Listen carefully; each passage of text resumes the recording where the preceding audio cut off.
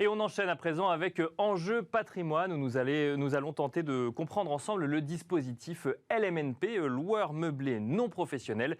Et pour cela, nous avons le plaisir de recevoir Guillaume Lucchini, associé fondateur de Scala Patrimoine. Bonjour Guillaume Lucchini. Bonjour Nicolas.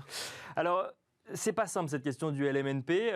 En fait, enfin, si, c'est très simple, mais on a l'impression qu'actuellement, les produits estampillés LMNP, packagés LMNP, tendent à voler la vedette en fait finalement au dispositif LMNP en lui-même, ce qui rend la lecture un peu compliquée. On en parlait avant l'émission. Je racontais que quand on navigue sur Internet, en fait, on ne compte plus les opportunités d'investissement. Je mets ça entre guillemets en résidence senior, en résidence étudiante ou en résidence service, qui mettent en avant le LMNP. Après, à en croire presque que le LMNP, c'est ça, c'est que ça. Et du coup, je trouvais intéressant de reprendre les choses à la racine avec vous, Guillaume Lucchini, parce que trop d'informations veut dire que c'est pas clair, et quand c'est pas clair, tue l'information, exactement. Alors, le LMNP, le dispositif loueur meublé non professionnel, qu'est-ce que c'est, Guillaume Lucchini ? Alors, je pense que déjà, il faut remonter un tout petit peu. On parle d'abord de location meublée. Donc, la location meublée, qu'est-ce que c'est ? C'est tout simple. C'est j'ai un bien, un logement d'immobilier locatif. Je le mets en location, garni d'un mobilier suffisant pour permettre finalement au locataire d'y vivre en posant tout juste ses valises. Donc ça nécessite certaines règles en termes on va dire de mobilier, c'est-à-dire qu'est-ce que je vais mettre, quelles sont mes obligations. Et donc, là, quand on parle de mobilier suffisant, c'est qu'effectivement, il y a une liste de choses que on doit retrouver dans le bien. Exactement. C'est-à-dire qu'aujourd'hui, le Code général des impôts vous dit il y a une liste qui est nécessaire. Donc cette liste, tout le monde à peu près la connaît. Il faut un lit, il faut une table, il faut des chaises, il faut des ustensiles de cuisine. En fait, il faut pouvoir vivre dans cette exactement. Dans ce bien. Ouais, et d'ailleurs, c'est assez drôle, c'est que quand vous vous baladez sur les sites pour trouver une location meublée, vous avez des locations meublées où c'est vraiment sommaire, c'est-à-dire que vous avez une table dans une pièce vide, et puis d'autres où c'est beaucoup plus fourni, beaucoup plus accueillant. Mais voilà, à partir du moment où on respecte ces règles, c'est-à-dire un certain nombre d'ustensiles ou autres nécessaires justement à cette location, on rentre dans la catégorie du loueur meublé, c'est-à-dire de la location meublée. Après, il faut savoir que la location meublée, c'est une activité civile d'un point de vue juridique, mais fiscalement parlant, c'est une activité dite commerciale. Et c'est là où, d'un point de vue fiscal, il y a des avantages. Et notamment, le premier avantage du dispositif fiscal, c'est qu'en fait, dès qu'on rentre dans la location meublée professionnelle ou non professionnelle, on a la possibilité d'amortir le bien, c'est-à-dire qu'on rentre dans les règles comptables commerciales. Parce qu'on a des charges, et donc du coup, on amortit ces charges. Alors, on a d'abord des charges qui sont réelles, on va dire les travaux que vous avez pu faire, les intérêts d'emprunt que vous pouvez déduire, puisque vous avez forcément, normalement, acheté ce bien à crédit. Mais c'est surtout qu'on va rajouter, c'est là la grosse différence avec la location nue et le régime du foncier traditionnel, c'est qu'on va pouvoir amortir le bien, c'est-à-dire créer une charge fictive qui n'impacte pas les flux de trésorerie, c'est-à-dire que c'est une charge qui est complètement pas réelle, irréelle, virtuelle, voilà, exactement, et qui va venir finalement amoindrir notre résultat fiscal et donc éviter notamment la création d'impôts pour les gens qui en sont propriétaires. D'accord, donc en fait on va toucher un loyer, mais on peut amortir en fait une partie du bien. Exactement, et en fait l'amortissement il correspond à la dépréciation du bien dans le temps. D'accord. C'est-à-dire que concrètement vous avez deux types d'amortissement. Vous avez d'un point de vue comptable l'amortissement linéaire ou par composante. Linéaire c'est très simple, c'est-à-dire qu'on prend le bien, on prend sa valorisation, on enlève une quote-part qui correspond au terrain parce que le terrain n'est pas amortissable, et ce bien, on va l'amortir sur une durée de 20 ou 25 ans, c'est-à-dire il y a 1/20 des 80% du bien qui vont être amortis, donc qui vont générer une charge complètement fictive, qui va venir s'imputer dans votre déclaration BIC, puisque quand on est en location meublée, on relève du régime des bénéfices industriels et commerciaux, et à ce titre-là, effectivement, on va bénéficier d'un avantage fiscal qui est indéniable, puisqu'on va finalement minorer la partie recette qui aurait dû être déclarée. Et alors ça, c'est autant pour le loueur meublé professionnel que pour le loueur meublé non professionnel. Exactement. Ça, c'est la location meublée. Exactement. Alors après, dans la location meublée, vous avez deux possibilités, soit ce qu'on appelle le régime dit micro, c'est-à-dire qu'en fait, plutôt que de constater un amortissement, je vais appliquer un forfait de charge, notamment pour les personnes qui ont très peu de charges ou qui ont acquis les biens depuis très longtemps et qui finalement n'ont plus la capacité d'amortir réellement le bien. Et dans ce cas-là, j'ai le système du micro BIC qui correspond un peu au microfoncier qu'on retrouve de l'autre côté, mais sur lequel j'ai un abattement qui est plus important, puisque je vais pouvoir appliquer un forfait de 50%. Donc, je touche 10 000 euros de loyer, et ben, on applique un abattement de 50%, c'est-à-dire que ce que je vais reporter dans ma déclaration, exactement, je vais déclarer que 5 000 euros de recettes. D'accord, et ça, c'est quand je fais de la location meublée. Ça, c'est le régime du micro, en location meublée. Et après, en location meublée, d'accord. On n'est pas encore dans le LMNP, non, on est dans le... Non, pas forcément. Pas forcément. Voilà. Et après, quand je suis dans le régime dit réel, le réel, c'est là où finalement je vais imputer toutes mes charges, et c'est là où je vais pouvoir intégrer exactement mon amortissement. Et donc là, je vais déclarer mes charges. Exactement. Et j'aurais intérêt à ne le faire que si jamais ça excède les 50% que j'aurais eu de manière forfaitaire. C'est exactement ça. C'est pour ça qu'il y a un calcul à faire. C'est que très souvent, les gens appliquent des forfaits parce qu'effectivement, d'un point de vue déclaration, c'est plus simple. Sauf qu'en l'occurrence, très souvent, le régime réel est beaucoup plus favorable. Donc ça, c'est sur la partie, finalement, fiscalité. Après, la question, quelle est la différence entre la location meublée professionnelle et non professionnelle? Déjà, la définition du LMP, location meublée professionnelle, c'est une définition à contrario, c'est-à-dire qu'il ne respecte pas les conditions de la location meublée non professionnelle.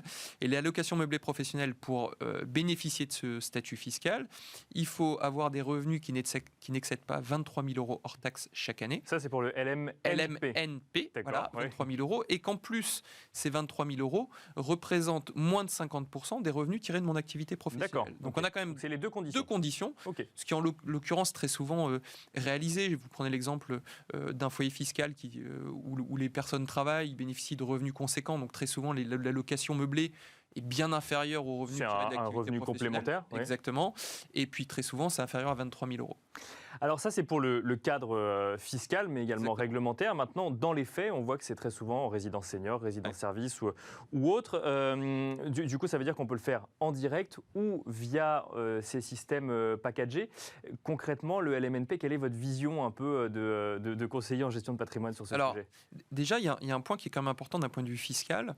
C'est-à-dire qu'en fait, il y a une loi qui est apparue en 2012 qui permet effectivement, quand vous faites de la location meublée non professionnelle, de bénéficier d'un avantage fiscal qui est la loi Censi-Bouvard, qui permet d'avoir une réduction d'impôt. En plus de tout ce qu'on a dit jusqu'à présent. Alors, c'est pas en plus, et c'est là la grosse différence. C'est-à-dire que très souvent, quand on parle, nous, en tant que conseil fiscaliste, effectivement de la location meublée, on fait référence notamment au régime d'amortissement, puisque l'amortissement est particulièrement favorable quand vous êtes dans des tranches d'imposition très fortes pour bénéficier de ce régime. Et en fait, depuis 2012, il y a des gens qui se lancent dans la location meublée non professionnelle parce qu'ils sont appâtés par ce qu'on appelle la réduction d'impôt qui est liée au Censi-Bouvard.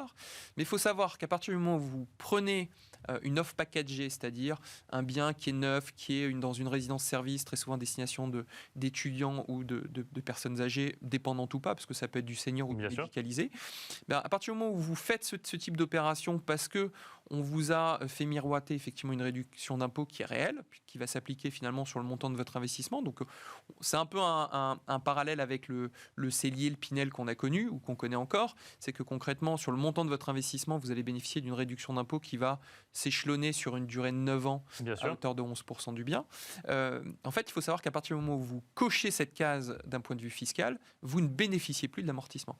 D'accord, donc en fait on récupère cet avantage fiscal, avez mais on en perd un autre. Exactement, puisqu'en fait, à partir du moment où vous mettez dans cette notion de Censi-Bouvard, vous allez avoir votre économie d'impôt qui va s'appliquer chaque année, mais chaque année, vous ne pourrez plus amortir le bien. Donc en fait, d'un point de vue fiscal et comptable... Comment est-ce qu'on arbitre? Alors ça dépend du montant du bien, ça dépend du montant des loyers? Je vais vous dire que très souvent, l'arbitrage, il n'est pas fait par le client, parce que très souvent, il n'est pas du tout au courant. D'accord. Mais c'est juste qu'il est attiré par une offre packagée en défisque, et qu'aujourd'hui, il y a une myriade de professionnels qui vendent de la défisque parce que finalement, c'est ce que recherche avant tout l'investisseur. On lui dit, voilà, ça coûte tant, tu investis à tel endroit, et derrière, tu as tel avantage fiscal, et c'est réglé. Exactement. Et en fait, ce qui fait la différence, et c'est pour ça que la location meublée s'est beaucoup développée ces dernières années, c'est qu'on a et l'avantage fiscal de la réduction d'impôt qu'on peut retrouver dans le Pinel, mais c'est surtout que l'avantage indéniable dans ce type d'opération, ce qui a toujours été prôné par les différents professionnels, c'est le fait d'avoir un bien qui va être donné en gestion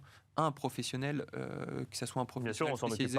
Voilà, c'est-à-dire qu'on s'occupe de rien et on perçoit finalement une rente qu'il y ait un locataire ou qu'il n'y ait pas de locataire. Ce qui n'est pas le cas du revenu foncier, notamment quand je suis dans un dispositif Pinel, ou si j'ai pas de locataire, finalement... faut que je trouve mon locataire. Donc en fait, il y a un intérêt d'un point de vue pédagogique, puisqu'effectivement, je vais donner en gestion, et pour bon nombre de Français, quand on parle d'investissement locatif, ils voient tout de suite les malheurs, c'est-à-dire le défaut de locataire, le locataire qui décide de ne pas payer, le contentieux. Là, ils se disent, bon, finalement, mon locataire, c'est un gestionnaire professionnel, donc c'est plutôt rassurant pour moi, parce que quand vous Bien avez sûr. un grand nom du tourisme ou de l'hôtellerie, vous dites, c'est top. Mais il a oublié de Je me suis dire sûr que les payer. que je pouvais aussi le faire sans lui, finalement. Exactement, et on m'a oublié, exactement, c'est exactement ça. Alors, il nous reste un tout petit peu de temps. Vous, Guillaume Lucchini, le LMNP, vous aimez ça? Vous êtes prudent dessus? Quel est votre avis sur le sujet? En 30 secondes. En 30 secondes, si on parle d'un point de vue fiscal, bien entendu, c'est très avantageux. C'est même pour moi un espèce de paradis pour les investisseurs, puisqu'en fait, vous allez pouvoir investir dans de l'immobilier, utiliser finalement les recettes de cet immobilier pour constituer votre patrimoine, mais surtout pour les personnes qui sont dans des tranches marginales d'imposition très fortes, vous allez minorer finalement ces recettes dans le cadre de votre imposition. Après, est-ce que je suis pro offre packagée? J'aurais tendance à vous dire, j'ai plutôt tendance à conseiller l'investissement soi-même, c'est-à-dire j'achète un bien, je le mets en location avec effectivement le mobilier suffisant et surtout j'investis dans des grands centres-villes avec une valeur de patrimoine qui va perdurer dans les années futures. Voilà, il faut bien penser également à où est-ce qu'on va faire du LMNP. Il ne suffit pas juste de voir marqué LMNP, il faut quand même regarder... ça reste de l'immobilier. Ça reste de l'immobilier et l'immobilier... Faut le revendre. Faut le revendre à un moment, il faut se poser cette question-là. Et effectivement, c'est toujours mieux en centre-ville, comme vous nous le dites. Merci beaucoup, Guillaume Lucchini, associé fondateur de Scala Patrimoine, de vous être prêté à cet exercice difficile de résumer en 10 minutes plusieurs dispositifs. Parce qu'on aurait pu passer du temps. On aurait beaucoup pu plus passer de temps. 2 heures dessus, mais bon, c'est 10 minutes. Merci beaucoup. Merci à vous également de nous avoir suivis. On se retrouve tout de suite dans la deuxième partie de Smart Patrimoine, juste après la pub.